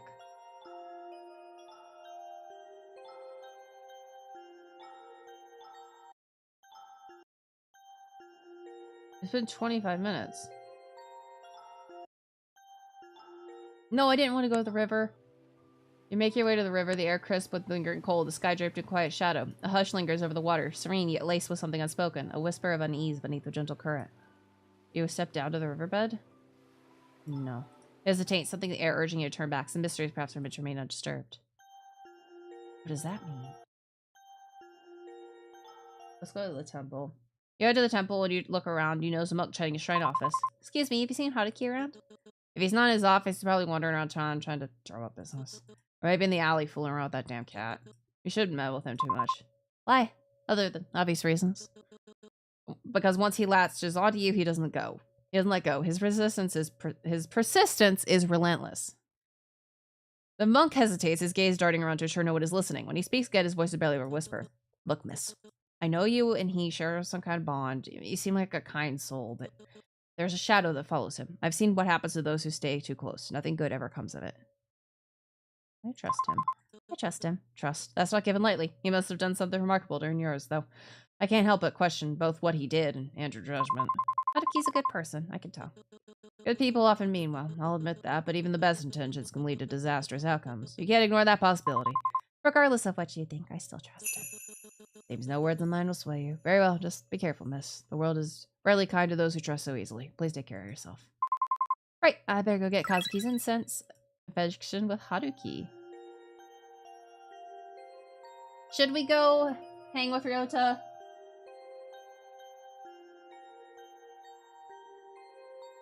I don't know. He seems to like hero worship our mom. And that's kind of weird. Oh god, time is still passing. Alley. The cat with Haruki. There we go. And you notice Haruki in the alleyway crossing a stray cat with a small dish of food in hand. My dear client, have you come to visit me? Or does Mr. Tubbs over here have another visitor? You glanced out the stray cat nestled comfortably between Haruki's shoes. Haruki is crouched beside him, carefully placing a small dish of food within the cat's reach. Are you acquainted with this guy? Seems like he's has got a lot of fans. Miyabi glances at you briefly, then turns away with the flick of his tail, letting out a soft hiss of annoyance as you approach. Ignore him. He's a meanie. But deep down, I think he secretly likes people. Maybe. Maybe. I mean, if you give the cat his space, he'll come around, probably.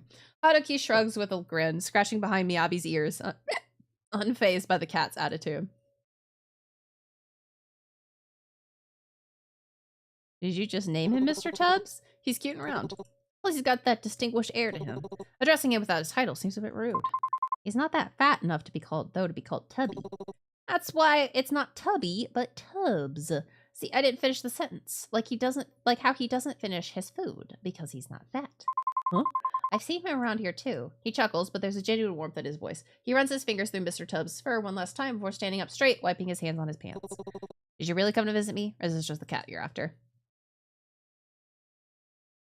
Yes. Of course. course. If not, why else would I have appeared before you? Huh, maybe you're here for Mr. Tubbs, huh? Well, Mr. Tubbs is a pleasant surprise, but I really did come to find you, Haruki. Ah, such a nice feeling to be wanted. I do try to keep myself humble, but a little ego boost never hurts. If only my mother had such feelings. So, huh? That was a wild 2 cents to throw in. So what can I and or Mr. Tubbs help you with today? You know, we're both professionals in the art of making people to stay a little brighter. Just wanted to spend some time with you. Honestly, just wanted to spend some time with you. And spend time with me you shall! You have my undivided attention. You and Mr. Tubbs. You chuckle as you lean down to pet the now sleeping cat. Looks like he had his fill and decided a nap was in order. Ah, to live the life of a cat. No bills, no responsibilities, just endless naps and meals graciously provided by strangers. What a dream. So, let's say tomorrow you wake up as a cat. What would you do first? Well, first I'd double check that all my bills were paid and my appliances were off, because even as a cat, I'm a responsible one. And then I'd come find you so you could take care of me for the rest of my perfect little life. After all, who else would spoil me as much as you? Oh, so now I'm on the hook for cat Haruki? Sounds like a lot of work. What if I decide to make you earn your keep? Earn my keep? Cruel and unusual punishment. What kind of caretaker makes their beloved cat work? But seriously, I'm glad you wanted to spend time with me. I know it's probably not the most professional thing to say, but I like to think of us as friends. I mean, I know I'm just your quirky exorcist and all, but it's nice having someone like you around. Haruki, you're definitely a friend. A strange one, but a friend nonetheless. I'll take it. Oh, thank you for being so kind to me. You didn't have to, but you are, and I really appreciate it. Haruki rummages through his bag, his expression unusually sheepish. Finally, he pulls out a small Moraemon. Moraemon? Is it a Doraemon? Keychain and holds out to you. Here, I meant to give this to you earlier, but I guess I didn't have the guts. It's nothing fancy, just something I thought you'd like. You take the keychain, eyes lighting up as you turn it over in your hands. Oh, how'd you know? I really like this little guy. I've seen him hanging on your phone. Thought you might want to back up, you know, in case anything happens to the original.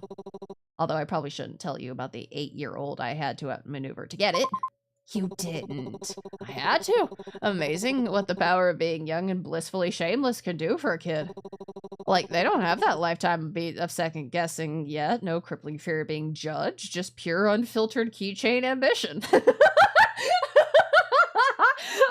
What an amazing sentence. So what you're saying is you outplayed a literal child. Absolutely, and I have 0 regrets. My persistence paid off, didn't it? I like him. I like him more than Ryota. I think Kazuki...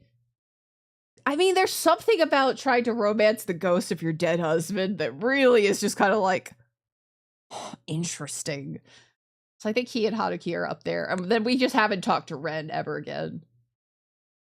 My persistence paid off, didn't it? Well, thank you for your bravery, Haruki. It's perfect. Just doing my part for the greater good. But don't let that kid see you with it, or they might come for revenge. Right. I really don't want to get beat up, especially by a kid. But thank you, Haruki, for thinking about me. All right, now don't get all mushy on me. Mr. Tubbs might get jealous. You know what's really funny? One of my childhood dogs was named Mr. Tubbs. So I know they're talking about a cat, but I just keep thinking about my dog.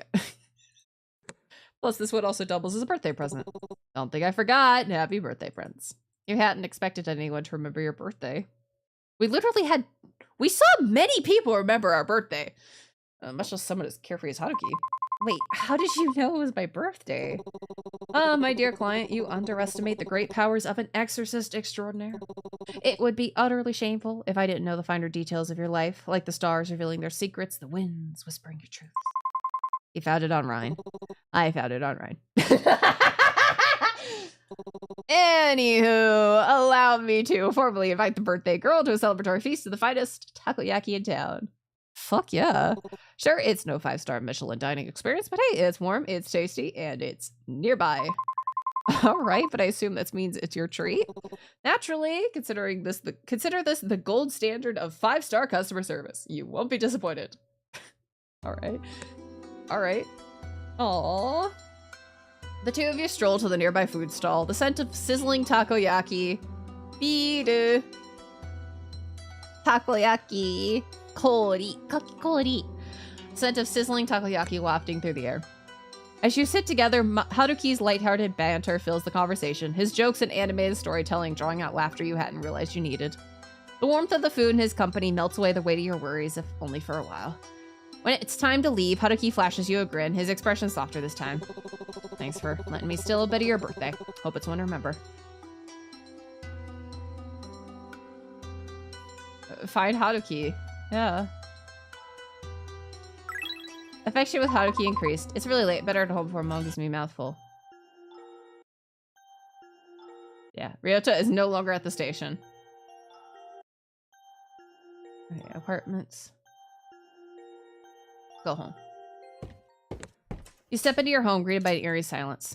On the dining table sits a small cake, meticulously decorated with pastel icing. Only a single fucking slice? A note rests beside it in your mother's familiar handwriting. Eat this, all of it, it's good for you. What the fuck? No, don't. No, don't. What do you mean it's good for you? That's drugged. That's drugged. Strange unease prickles at the back of your mind, but you sit down anyway, carving a cautious slice to take a bite. At first, it's sweet, soft sponge. Yeah, with a hint of vanilla, but then something foreign grates against your tongue. You pause, your stomach tightening as you pull the bite from your mouth. Oh my god! Revealing long strands of hair tangled in the frosting? What the hell? Did Mom poison me? You run to the sink, spitting it out, gagging, but it's as if your body's already decided to reject more. A sudden heave forces you into the sink as bile rises uncontrollably. Must get it out. What's happening? Must get it out. You continue to vomit, various substances escaping your lips. Your lunch from today, spit and stomach acid, and no more hair! That's not good. You clutch the edge of the sink, trembling as more hair spills from your mouth, clinging to your lips like something alive. The tang of stomach acid burns your throat, but that what follows sends cold terror coursing through your veins. Chunks of meat? Raw and glistening hit the sink with wet, sickening splats. You try to catch your breath, but another wave overtakes you. Your body convulses, bring up more and more. Hair, bits of undigested food, and then teeth? Jagged yellow teeth rattling against the porcelain base, but then maybe you're hallucinating again, you think. Maybe this isn't real. But the sensation, the heaving, the burning bile, the slick muck sliding from your mouth is too vivid, too visceral. The grotesque parade of horrors continues, spilling from you like some cursed fountain. Each retch leaves you weaker, yet the torrent doesn't abate. As your trembling hands clutch the edge of the sink, you dare a glance at the carnage below, and then you see it.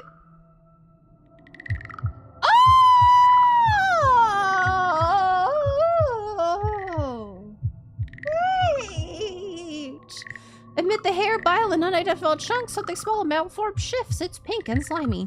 It's like a ball of meat, alive. It expands, it deflates ever so slightly, almost like it's breathing. Hey, Phantom! Remember Sweet Pool? Because this is reminding me a lot of Sweet Pool. If you haven't played Sweet Pool, you should. This game actually reminds me a ton of Sweet Pool. Now that we're at this point, cults, crazy religious things, and now, I mean, we're throwing up the weird meat instead of birthing it. But not much better, TBH. Not much better. Oh boy. You notice some of the chunks were teeth and what seems like an eye staring back at you. Oh fuck. You can't seem to form the words to even begin to describe the horror that you produce from the depths of your throat. What? Grabbing the faucet, you turn on full blast, desperate to ease the nightmare. Water gushes down, carrying clumps of gunk with it, but the sink quickly clogs. The fetid water pools around the mess, rising in defiance of your efforts. Frustration boils over. You seize the nearest object, a hairbrush, and jam it into the drain, jabbing furiously. The bristles bend and snap as you shove harder, muttering through gritted teeth and shouting, "Go down already!" Each shove is punctuated by your screams. Jesus! Your voice hoarse and cracking, the sink gurgles as bits of the gunk slowly spiral downward, disappearing to the pipes. Finally, the water drains, leaving the basin empty except for lingering streaks of slime. You stand there, panting, your knuckles white as you grip the edge of the counter. The silence that follows is deafening, broken only by your ragged breathing. And then you hear it, faint but unmistakable, a soft, pitiful cry. What? You stumble back from the sink, your legs shaking uncontrollably. You collapse onto the floor. Hot tears stream down your face as you gasp for breath, the sound of your own ragged sobs filling the suffocating silence of the kitchen. I didn't mean for this to happen. Please forgive me. What? You clasp your hands together as so tight until the knuckles turn white as you pray fervently to anyone or anything that you will listen to your cries. Please forgive me. Kazuki, I'm trying, I swear. I'm trying. I'll find out who did this to you. I'll make them pay. Just please don't hate me. He moved on. Kazuki, I'm sorry. I'm so sorry. Please, I'm doing my best. I'll avenge you, I swear. Oh, could you? You moved on already? No, I didn't. You're a liar. You've already forgotten me. Cheated on me. Like none of it happened, huh? No, that's not true. We weren't even really married. You know that. It wasn't real. Not real. Then what were we? Nothing? A lie? Is that what I was to you? Cheater. No, I'm not. Not what? You feel a gentle tug on your sleeve, and as you turn, a familiar glint of light bouncing off crimson tinted glass. How did you get in my house? What? How did Haruki get in my house? Crimson tilted glasses catch your eye. I sense a powerful spiritual presence radiating from this area, something I simply couldn't ignore. I rushed here as quickly as I could. It seems things escalated. Are you alright, my dear client? You're not okay. Your breathing is uneven and your hands are trembling at your sides. You're the furthest thing from okay right now. No, the cake, the hair, the things that keep happening. No, I'm not okay, Haruki. None of this is okay. It's getting worse, all of it. The things I'm seeing, the sounds in my head, it's like I can't escape it. No, I'm not okay, Haruki. None of this is okay. It's getting worse, all of it. The things I'm seeing, the sounds in my head, it's like I can't escape it. Haruki steps closer, concern etched on his face. Maybe this is my fault. Maybe I did something to deserve all this. The noise starts creeping in louder and louder, like static crackling through your thoughts. You clutch your head, trying to push it out, but it only gets worse. I can't take this anymore. Before the panic overtakes you completely, Haruki grabs you firmly by the shoulders. His voice cuts through the storm in your mind, steady and grounding. Hey, look at me. It's okay. It's not your fault, all right? None of this has ever been your fault. You're trying. You're doing everything you can. For a moment, his words give you pause, but then the frustration boils over, sharp and hot. Everyone keeps saying that it's not my fault, that I'm doing my best, but bad things keep happening, Haruki, over and over again. What's the point? What's the point of trying when nothing ever gets better? You asked me before why my arms are littered with spiritual talismans. What? No, we didn't. Wait, hold on. I was in the character, I was doing the voice acting, and then pulled right immediately out. Huh?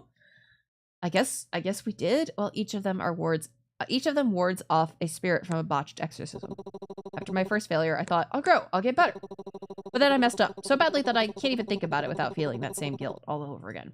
His gaze meets yours, and you notice something in his eyes, a flicker of understanding that feels achingly familiar. And the worst part, the bad things didn't stop after that. They kept coming. They keep coming.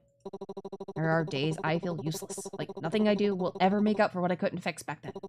But if even one small thing I do now can help, if it can make someone's day just a little brighter or ease their pain even for a moment, then it's worth it. And I hope you can feel the same way someday, because no matter how dark it gets, the fact that you're still here, still fighting, it matters. His words hang in the air, heavy but grounding, and for the first time in a while, the noise in your head begins to quiet. His gaze flickers over you, taking in the chaos around you with a sharp intensity. After a brief pause, he reaches out, taking your hand gently in his. Turning it over, he holds it before him, his eye narrowing as he studies your palm with quiet focus. I'm late again. I'm sorry, I tried to hold it back. I might need more time. I wanted to keep you out of this. But given how close we are and the trust you've placed in me, I can't keep this from you anymore. I think you know deep down, whatever's haunting you isn't Kazuki. No, this is all my fault, Kazuki. He's angry that I'm not doing anything about his death, just living my life while he's dead. It's not fair. Do you really believe that? Do you think Kazuki would have carried that much hatred in his heart to hurt you like this? His words force you to confront the truth you've buried beneath layers of grief and guilt. Slowly, fragments of memory resurface. You finally stop shaking. You were so wrapped up in everything, all the bad memories that surrounded his death and the memory that he had become, that you had forgotten the person he was. Kind, caring. sweet. A friend. And you missed him. Dearly. He was kind. But he was ambitious. Before his death, he worked a lot, late into the night even. He always said he was so close to his next big hit. I just wish he would have told me before he... Some people aren't very good at asking for help. I should know. I'm sorry. I thought the less you knew, the better. I didn't want to make things harder for you. No, I probably wouldn't have listened anyways. Haruki, thank you. He releases your hand at last, a small smile tugging at the corners of his mouth. Of course, anything for you, my dear client. You roll your eyes, the warmth in his tone making the nickname less irritating than usual. Hi, May! Oh, dear God, no, this is not perfectly normal and adorable. We vomited hair. A lot of hair and meat. And then we had a panic attack about vomiting said hair and said meat.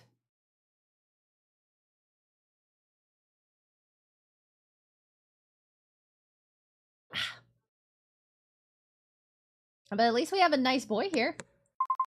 Will you stop calling me that? I don't think I've ever heard you call me my name. The Prince?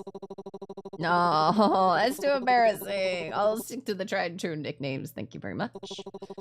But anyways. Yeah, about the thing haunting you.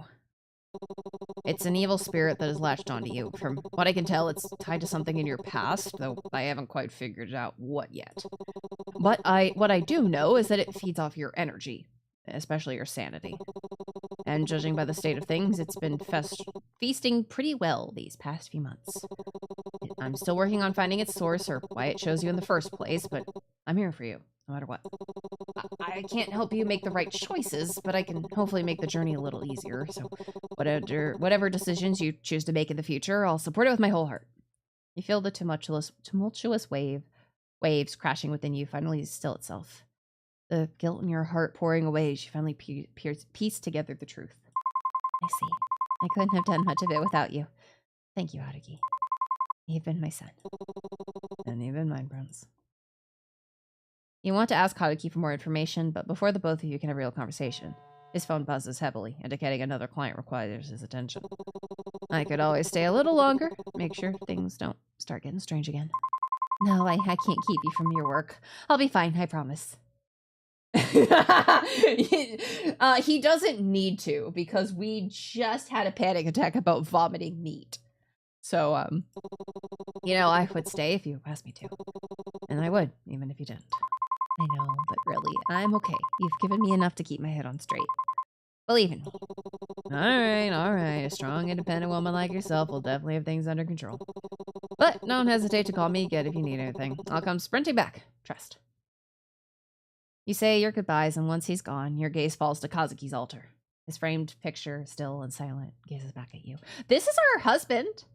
Ex-husband, dead husband. This is our dead husband. We're pretty certain he was murdered. His body has never been found. There was a suicide note. But we don't believe that. Everyone else does, though. And it sucks. The smile he wore in death no longer holds malice or anger, hatred or greed. What? Honey? Eager cat. Eager cat. Come here. Come here. I know. You're very confused about where I was for a few hours. No, it was that same smile he had at your wedding, reassuring you that everything was going to be fine. We were kind of like platonically married. We weren't really in love. And somehow you still believe it is. You believe it still is. Okay. The shrine feels different today. An unshakable, uneasy presence lingers in the air. It's that quiet, lingering sensation, like something is just slightly out of place, yet you can't quite grasp what's wrong. But in the end, this is still Kazuki's shrine, and it holds the weight of his past and the complexity of your feelings, whether they lean towards resentment or something softer. No matter what, it's still Kazuki. Leave offerings for Kazuki. You leave incense for Kazuki, hoping it might ease whatever lingering resentments still remain. Yet, after days of doing this, doubt creeps in. You're not sure it will make a difference, and still you do so anyway. As you bow your head in prayer, guilt lingers, an unshakable weight pressing against your heart. I thought we just got over this. well, I mean, got over is kind of a... I thought we were feeling better. Yeah. No matter how much you do, it never feels like enough. Not after everything that's happened, not after the past few days. You tell everyone you're fine, that you're moving forward, but deep down you know the truth. Then, just as doubt threatens to consume you, a familiar scent drifts through the air. Warm, unmistakable vanilla, curling softly through the house from nowhere at all. Next time, if we do manage to celebrate your birthday, I'll get you the sweetest vanilla cake I can find. The memory rises unbidden, pulling itself from the depths of your mind. It's so simple, so fleeting, yet it wraps around you like a quaint reassurance. A reminder that Kazuki was, and always has been, looking out for you. Affection with Kazuki increased. Alright, we did not meet up with Ryota. So now we need to go do the rhythm game in our bathroom. You've been so strong, holding on everything together so well, but you don't have to keep struggling like this. Wouldn't it be easier to just let go just a little? You don't need to rely on something so fleeting. A proper rest, just one peaceful night might be all you need. Do you still want to play the rhythm game? Yes. We're gonna do Funky Vibe on easy.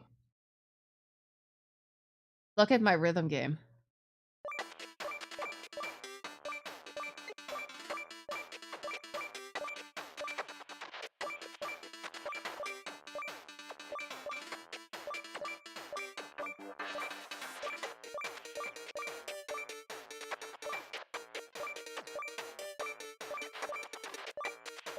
A little bit of the buttons are slightly unresponsive every so often. Yeah. Impressive. You hit 93%. Oh, sanity 100%. Thank fuck. Alright. I wonder what happens if we just let our sanity run to the fucking shitter. Your phone buzzes with a notification. It's from Mom. I'm busy with important matters. I won't be able to talk to be there for you for a while. Take care of yourself. You stare at the screen. A sigh escapes your lip. A sigh escaping your lips as relief floods in.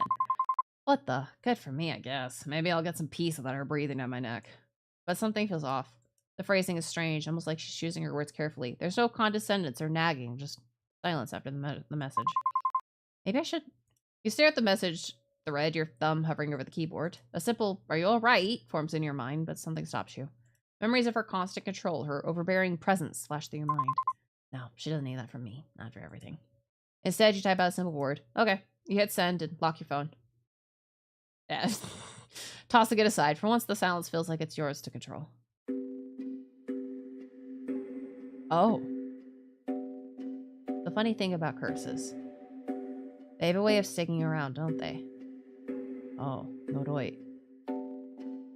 Once upon a time, back in an era where lords were powerful, and spirits were just as real as the air we breathe, there was a tale that began with a powerful man and a simple girl. They weren't supposed to meet, much less fall in love. Oh. The girl had a way of drawing people in. Uh-oh, even those who should have been known better. The strong, the kind, the wise, the loyal. Couldn't help but get caught up in her orbit. And where sorrow lingers, darker things are never far behind. Uh-oh. Drawn not by her, but by the quiet ache clinging to the ones around her. Despite everything, she had to protect them. So she made a sacrifice, one meant to save everyone she cared about. But sacrifices like that come with a price.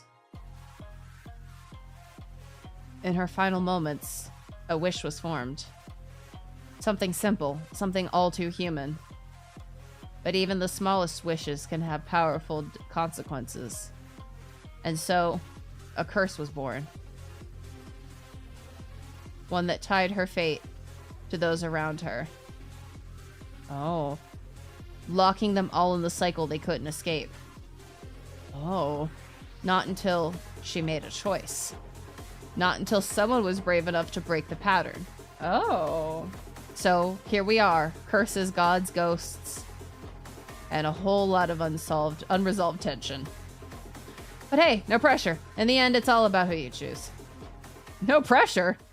No big deal, right? I no longer support the meet cute. Yeah. End of demo! I thought we were gonna... Oh my god, this is gorgeous. This game is freaking amazing.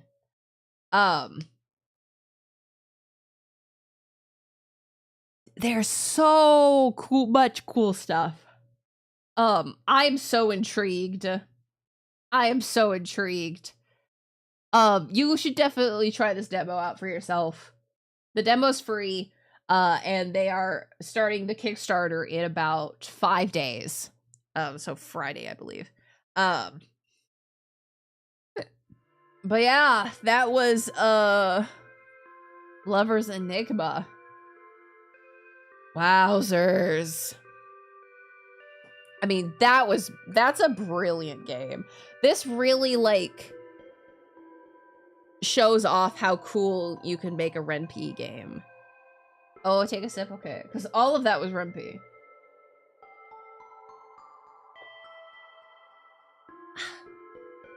So yeah. Holy moly. So. Alright, I know that we started late and we didn't go full 2 hours, but I believe this is where we will call it for tonight. I have another event in the morning, early morning, like 9 a.m. And it's gonna be another 45-minute drive or so, so I gotta leave early. I gotta leave super early. Also because I gotta run to, I gotta make sure and I got gas for such a big drive, and then, also make certain I have, gotta get some cash. So, gotta run a few little errands on my way out of town. But yeah. Thank you, Dev, so much for reaching out to me. I fucking love this. This was crazy good. It reminded me so much of Sweet Pool. And I love Sweet Pool. Sweet Pool is like my fucked up little baby thing. It's great. But yeah. Remember again that the link is pinned, so if you're interested in finding this game, downloading this game for yourself, I highly recommend it. Check out different things, check out different boys than I did, respond differently. What happens if your sanity goes to fucking nothing? But yeah, let's pop over here now. Alright, you all know the usual song and dance. If you're not already following me on social media, I'd appreciate it very much if you would. As well, if you're not already a member of our Discord server, I would love to see you there. You'll get notifications for streams, anime night, lots of fun stuff. And yeah, that's it. That's all the time we have. So, well, I hope you all have a wonderful morning, afternoon, evening, whatever time it is for you.